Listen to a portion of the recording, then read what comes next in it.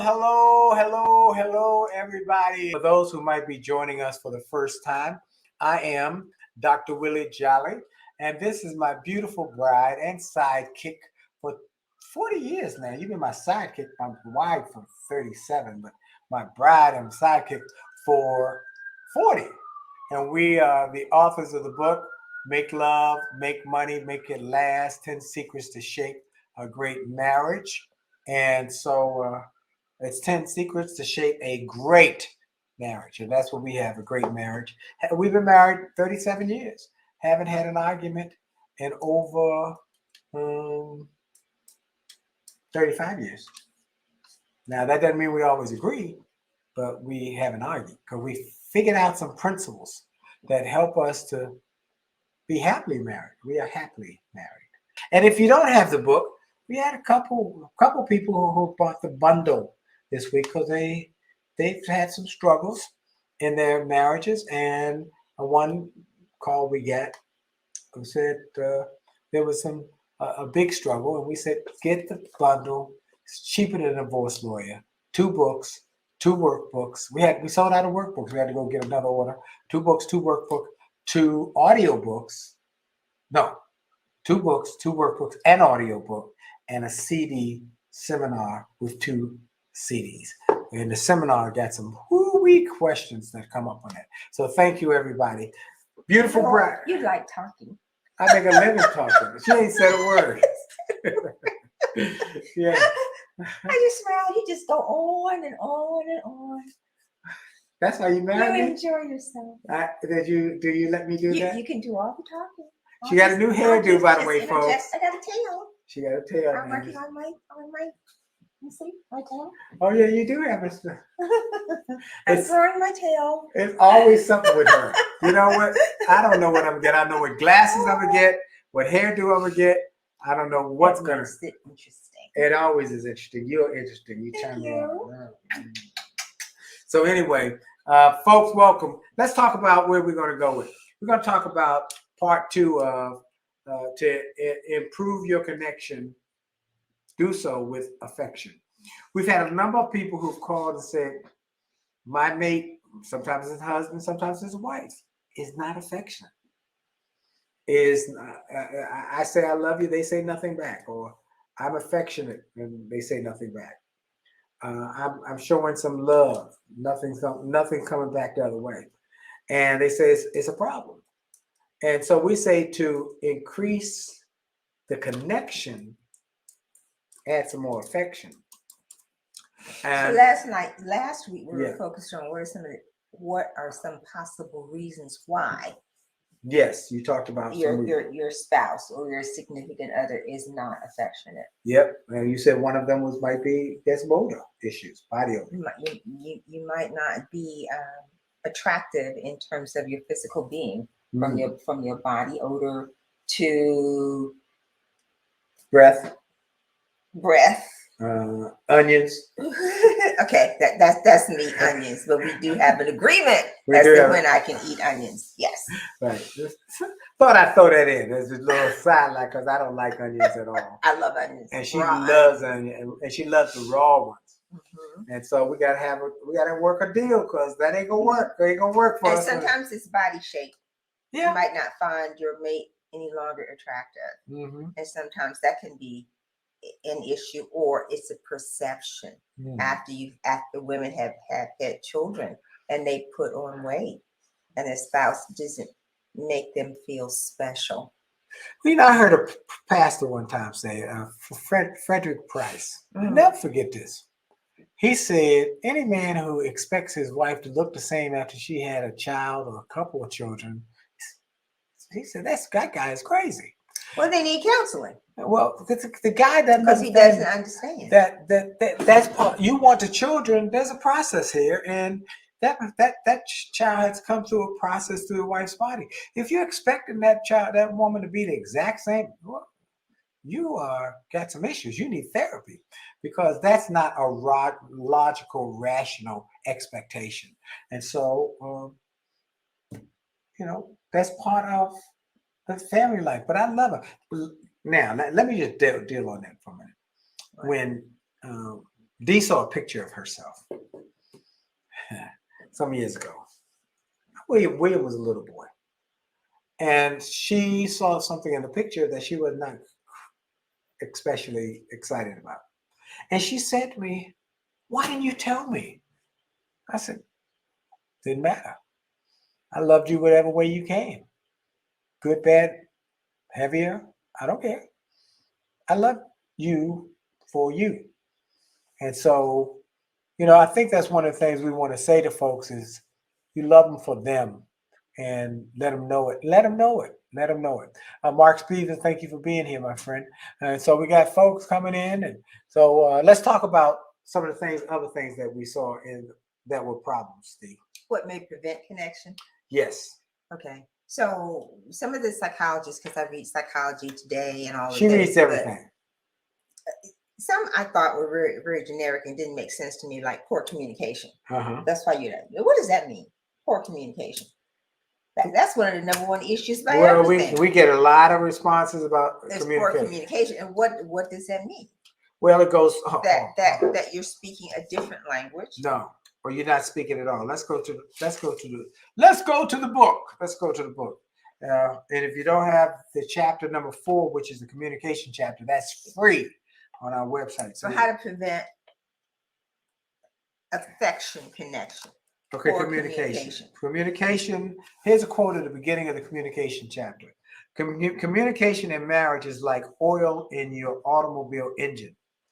It can be messy to handle, but without it, your engine will run poorly and eventually lock up and bust. So keep talking, keep communicating. It's critically important. But some people, when they're upset, when they are angry, or they have an issue, or in their feelings, as this new saying, you're in your feelings, they stonewall.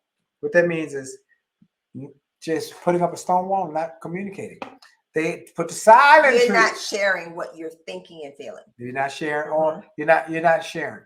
Then there's the silent treatment. I'm not talking to you. How does that solve anything? How does that fix anything? Or you ought to know. Ooh, that one's was pretty common. You just ought to know. We call that, you're making assumptions. Or you're muckraking. Every time you talk, you bring up something they did 20 years ago, or what they did in the past. But what we recommend is the opposite end of the spectrum, sweet talk. We sweet talk each other, though. Talk sweet to each other. Yeah, I think sometimes when we even use those terms, people don't know what they mean. Okay. What it means to sweet talk. And that's because, and this comes up in the next section of what are some of the things solutions, learning the other person's language and how your spouse needs to hear from you. Woo. That you love them. Just made me think of a conversation we had the other day about a couple who were not sweet talking to each other, and they were arguing in text. Okay, we said we're going to talk about that next. Oh, we're going to come back to that. Well, you made me think about that, because sweet talk. Let me read this one flat. Okay. We recommend you always communicate in a caring and loving way. You do that by thinking before you talk and keeping in mind that once a word is said, you can never take it back. Take some time and communicate with a goal of getting a positive result, not winning a personal victory.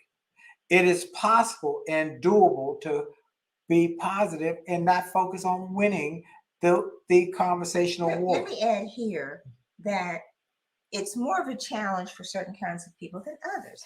For example, the definition of an extrovert, maybe an oversimplification, is that it is someone who thinks while they're talking. Okay. So it just kind of comes out, right? Yeah. Versus an introvert who ponders, thinks it through before they open their mouths. So it's much more likely that one who is an extrovert might say something that is offensive, not intentionally, but because they now have to learn how to not let everything that comes up come out of their mouths. Don't let everything that come up come out. Correct. or come to their brain. Don't let it come out. Right. Okay. So there's thoughts, actions, habits, character, destiny. Woo. How about that? Did I get that? Woo, that's good. That's Okay, good. okay. All right. So let's talk about some of the more things that Okay, so prevent according to, connection. give you some examples. Oh, stop. Before you go there, folks, we want you to know that we're going to have a marriage event. But we want your opinion on what we. Well, we've already sent out the email. So yeah, but we're going to have a marriage. I want to get cost. But we want to make it affordable. So put in the chat. What do you think it would be for a couple of a reasonable price? We'd love to get it's a 2-hour it's a 2-hour seminar. We're developing it, and you decided that it's 2 hours. It might be a little longer. You see why I just kind of. Tell me what you think would be some price that you think is fair, because we want to make sure we. How long an event, since you're asking? Yeah, we sent out the survey. Yeah, how long would you? It's on a weeknight, and it's via Zoom. It is via Zoom, and we know we usually do 30 minutes. If people keep saying we want more time with you, we want more time with you. So how long would you like for us to have, and then what would you think would be something you could comfortably pay for a couple or single to come in and join us? And if they're on our email list, they've already gotten it. They've already gotten part of it. They've got part of it. But we did not ask for a price. That's right. You can put that in chat. Okay, go ahead now. Okay. All right. So we have information from a matchmaker service. And this lady is the CEO of a matchmaker service. And she says it's the little things that make the bond of a relationship very important. It's the little things. It made me think about the song that little things that mean so much to me. It's the little things that make the bond of a relationship. So what are some little things that you would remember when you are away from your spouse that make you long to have them in your presence? How about that? That's good. Good. I like that. What were the little things? Well, the little things that I like with you is just the fact that it's in the song, it says, the way you make little thing that means so much to me, the way you say, when you just say hello. You come over and say hello. I'm quirky. So one little thing, there's research that talks about the importance of a simple kiss. A kiss good night, a kiss good morning. And John Gottman, who is a researcher and an author, because he does lots of relationship stuff, found that a 6-second kiss. Yeah, it's like, who actually counts the 6 seconds of the kiss? But they're each the most day effective. Can help couples stay connected. That's the most effective is a kiss for 6 seconds. It says you care. It's something you rather than stop in the busy day and a 6-second kiss. What do they call it? Peck? A peck. Rather than a peck, a 6-second kiss. I say a kiss goodnight goes a long way in making you forget about the difficulties of the day. How about that? Yeah. Isn't that nice? That is nice. So kiss goodnight. Kiss goodnight. And then kiss good morning. Because I give you a kiss in the morning. I give you a kiss in the morning because you're not up. And say, but I come over and give you a kiss before I go out. Okay. A second thing. All right. Yeah. To develop intimacy. And that doesn't cost anything. Right? Yeah. In the morning, make your spouse something to eat. Now, y'all might leave at different times, but it can be a little surprise. You can make them coffee. Well, what if they don't drink coffee? Tea. Okay. Or make them a piece of toast. Okay. Put it in the warmer. Now, a 2017 Penn State University study found that little acts of kindness make people feel loved in their relationships. When you're kind and thoughtful to each other, the positivity will help you stay intimately connected. All day. All day? Do you feel it when I give you some coffee in the morning? Do you think I'm positive? You make such a big statement out of that. I'm already at my desk, but you go the extra mile and ask me. Would you like some coffee? And I always say yes. Yes, you do. And I usually say, you ask me if I want a smoothie, and I usually say yes. And sometimes I just make it and leave it in the refrigerator because I'm doing it so early in the morning. Right. Right. Right. And so you can say it doesn't have to be coffee. It could be fruit. Like I eat fruit. Yeah. You gave up fruit for the South Beach diet. Now you gave up fruit, but I eat pineapple and other stuff. So whatever, something that you observe that they like, surprise them with it in the morning. So now we've got a kiss. Yeah. Good night. Good morning. Make something for them, something simple that you can make for them in the morning, and be curious and ask questions. This one's now that's what I want to hear more about. Be curious. What does that mean? Okay. So eHarmony has a chief executive. They're chief executive of advice. So this is something that came from eHarmony. If you really want to connect with your partner more intimately, get to know the life that they had before they met you. And I put that down, and I put a question mark, and I said, that could backfire. Ooh. Especially if one of them is insecure. Yep. So tell me about your girlfriends that you had before. Ooh. Who were you dating? How many did you date at the same time? I don't feel now, that. Now, wait a minute. Let me see. You did what? You said you were going to go out. I don't know about that. And you said you were going there, but actually you went to meet somebody else. Need I be concerned about that? So I don't agree. I know that was very interesting. So be curious and ask questions. You learn a lot about somebody if you ask them about their previous life. I think that can open a can of worms. I don't really know where to go with that. Anybody have any ideas about that? Because some people are insecure, and that can really be a problem. That can be a real problem. And so I don't even know how you would handle that. First of all, I wouldn't do that. Okay, but we talk about everything. You know all my ex-girlfriends, so you know them all. They're all nice too. They're nice ladies. I only dealt with nice ladies.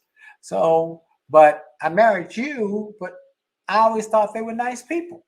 I like them as people. So we're still friends. So I don't have any that I dislike. I have none that I get outs with. But that's my personality. It's my personality. Okay. Eye contact. That sounds simple enough, right? Yep. Couples should have a daily method of flirting. That's what they're talking about. Okay. So when you're talking about eye contact here, they're actually talking about flirting. Flirting that doesn't necessarily lead to the bed. Okay. But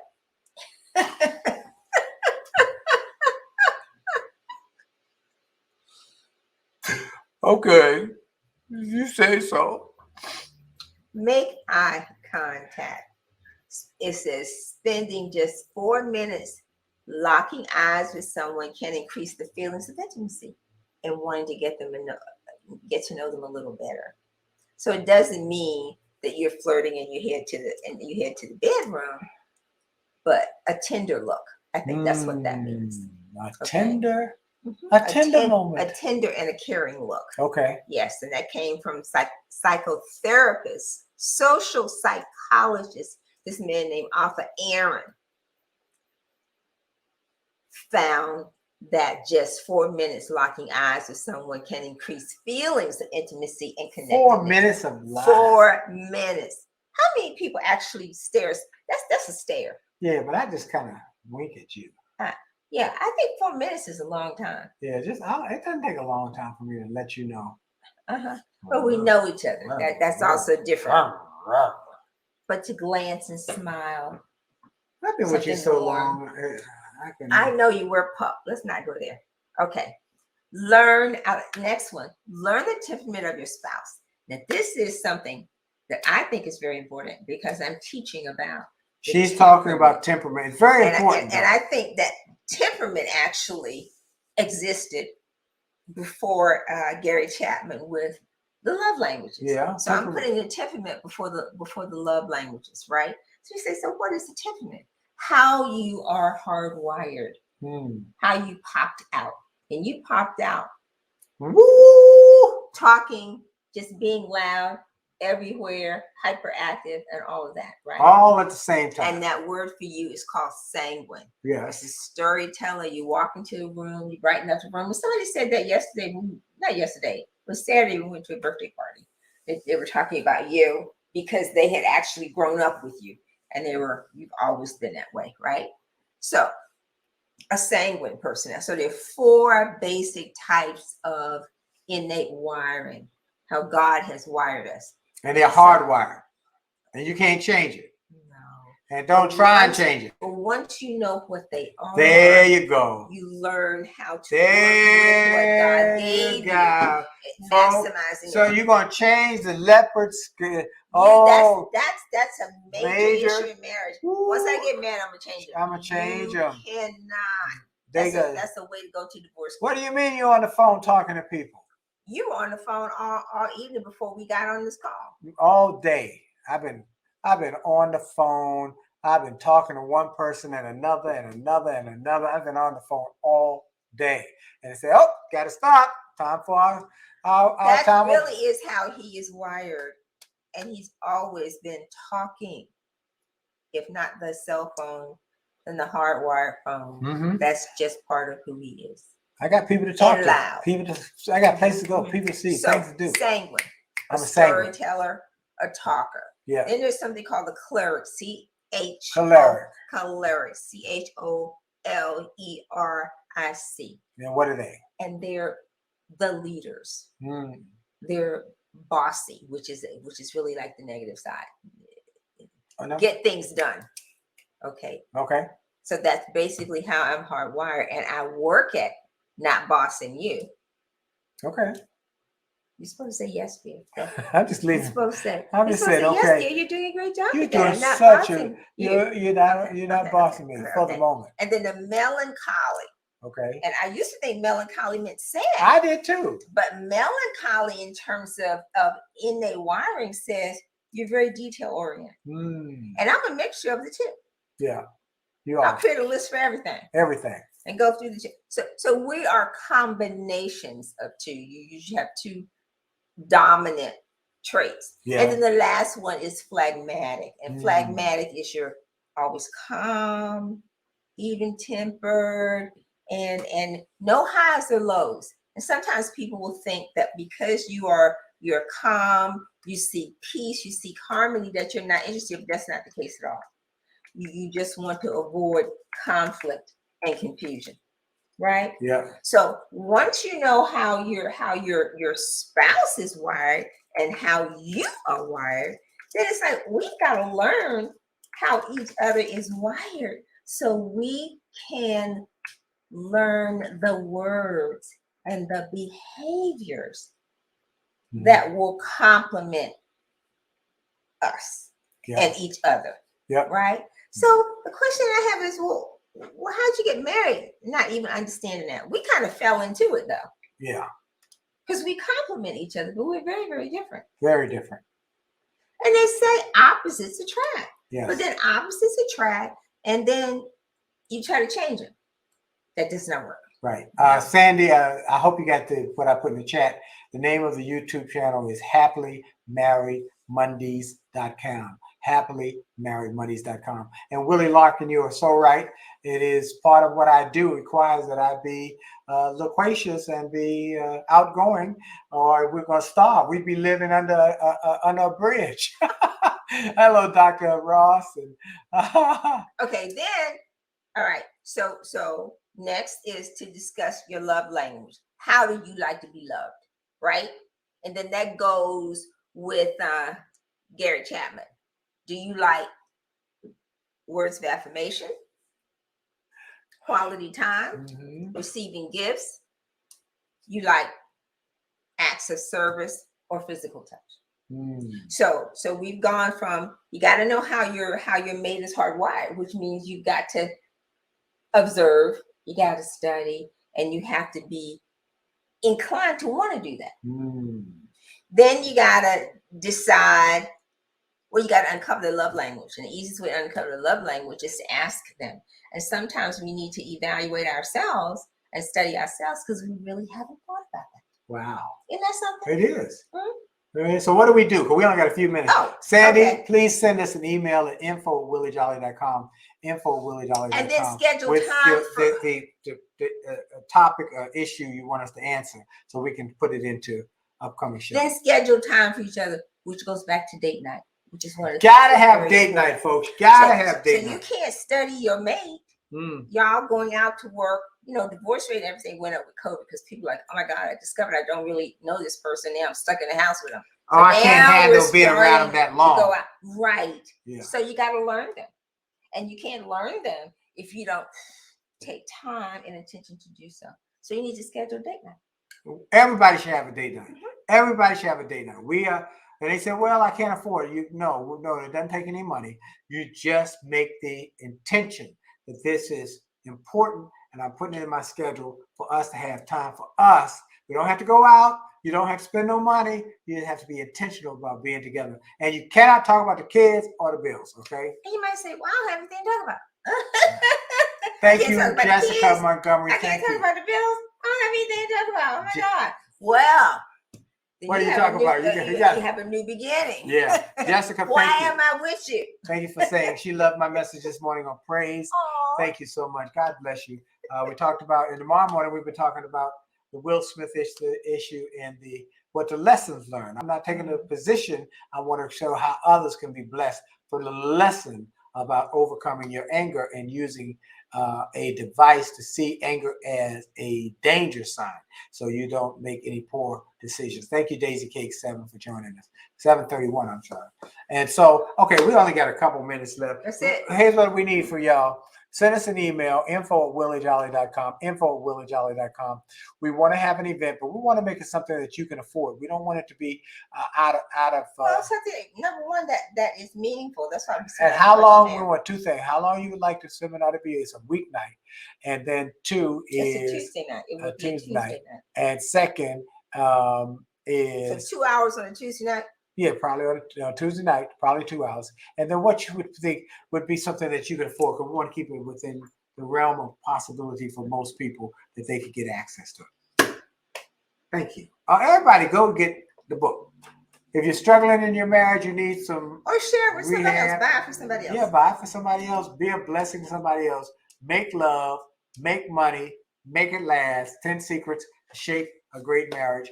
Go to jollymarriage.com. You get an autographed copy if you do that. Go to jollymarriage.com and you get it autographed and sent to you. Get 2 copies or get the bundle. We've got a lot of people getting the bundle, which is $149, better than a divorce lawyer any day of the week, or even a marriage counselor. Most of them, I concur. You get marriage counseling. We send people to marriage counseling, but we recommend before you invest in that, if you got some issues, get the bundle. It's $149.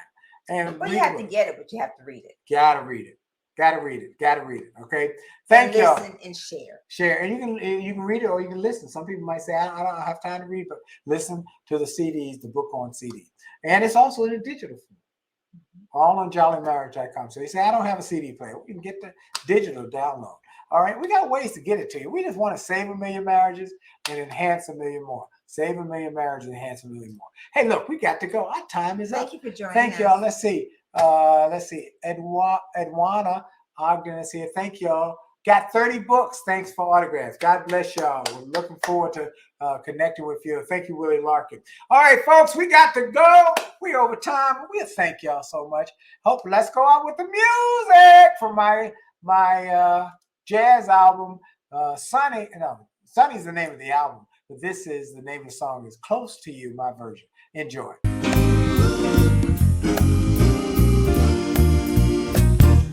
Why do birds suddenly appear every time you are near? Just like me, they long to be close to you.